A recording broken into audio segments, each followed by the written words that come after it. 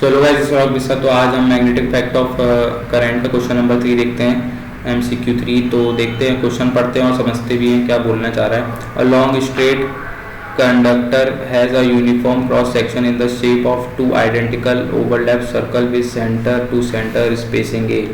तो मतलब मैं मान लेता हूँ ये कंडक्टर ए है हमारा और ये कंडक्टर बी है, और इन दोनों की सेंटर टू सेंटर डिस्टेंस हमें ए दे के रखा है, और इस डायरेक्शन को तुम ए आई कैप मान लो, है ना।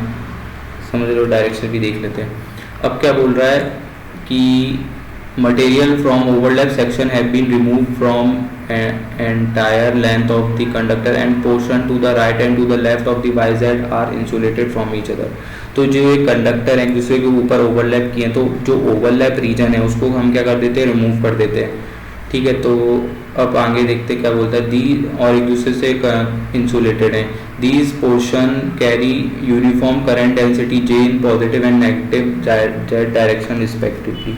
मतलब मैं एक कंडक्टर की बात करूं तो वो करंट डेंसिटी जे मैग्नीट्यूड की के कैप डायरेक्शन में कैरी करता है, मतलब इसमें करंट बाहर की तरफ आ रहा है और इसमें अंदर की तरफ आ रहा है। मैग्नीट्यूड तो सेम है, डायरेक्शन बस माइनस के कैप हो जाएगी। तो इतना हमने लिख लिया है।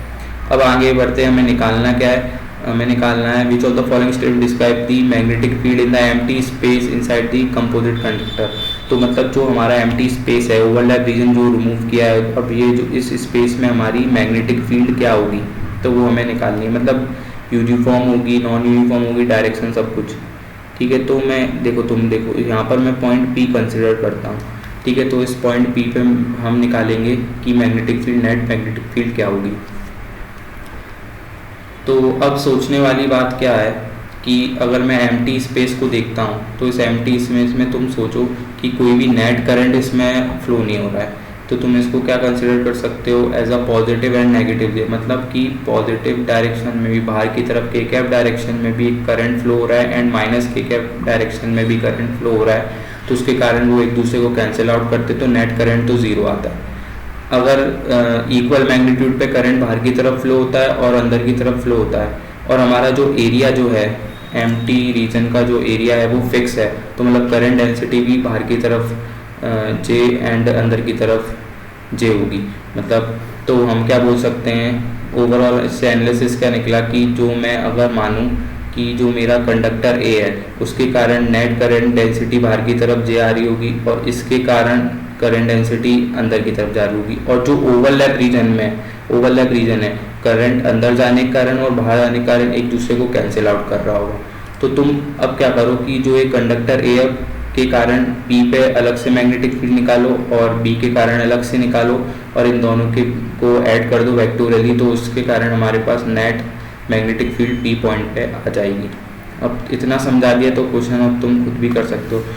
अब देखो, ये मेरे पास हमें पता है कि सिलेंड्रिकल रीजन में करंट डेंसिटी जे है तुम्हारी, तो at a distance x from the centre हम मैग्नेटिक फील्ड क्या लिख सकते हैं, ये हमें पढ़ाया जाता है μ0/2 j क्रॉस x वेक्टर। ठीक है, j vector cross x vector. तो अब तुम सिंपली इंडिविजुअल के कारण लिखो, नेट मैग्नेटिक फील्ड ए के कारण लिखते हैं μ0/2। अब इसकी डिस्टेंस कुछ मान लेते हैं, सपोज ये x वेक्टर है और ये x डैश वेक्टर, तो ये यहाँ पर मैं क्या लिख सकता हूँ, j cross x vector, j vector cross x vector plus μ0/2 j vector. ये माइनस आ जाएगा, है ना, ये डायरेक्ट याद रखना माइनस क्यों आ रहा है, क्योंकि ये अपोजिटली मूव कर रहा है इसके करंट। तो j क्रॉस, यहाँ पर x डैश लिख देता हूँ, अब देखो हो गया। अब इसमें क्या निकाल लो कॉमन, μ0/2 j वेक्टर कॉमन निकाल लिया, तो j vector cross x vector minus x dash vector. अब तो सॉल्व भी हो जाएगा। अब यहाँ पर कंसिडर कर लो ट्रायंगल APB। ट्रायंगल तुमने APB कंसिडर किया तो इसमें तुम x vector minus x dash vector को सिंपली लिख सकते हो AI कैप, मैंने पहले यहाँ लिख लिया था। ठीक है, तो बस उठा के इसमें यहाँ पर प्लेस करना है, तो ये हो जाएगा μ0/2 j वेक्टर AI कैप। ये क्रॉस होगा, यहाँ पर क्रॉस भी लगा दो। अब इसके मैग्नीट्यूड ले लेते हैं म्यू नॉट ओवर 2 जे ए, और जे की डायरेक्शन के कंसिडर की थी के कैप क्रॉस आई कैप। बस हो गया। ये क्या हो जाएगा, म्यू नॉट ओवर 2। तुम्हें बस कुछ नहीं करना था, ये सोचना था, दिमाग लगाना था कि मैं इसको एज अ पॉजिटिव और नेगेटिव कंसिडर करके इसको सॉल्व कर सकता हूँ। तो सिंपली हमारा जे ए जे कैप हो जाएगा। अब देखो ये तो कांस्टेंट है, तो यूनिफॉर्म है, तो हमारी मैग्नेटिक फील्ड जो होगी वो क्या होगी, यूनिफॉर्म होगी। तो ऑप्शन तुम यहाँ देख सकते हो, simply see it is uniform, क्योंकि ये हमारा mu naught J by 2 constant and points everywhere in the Y direction and has a magnitude of this. तो ये सॉल्यूशन था और आई होप तुम्हें समझ में आ गया होगा।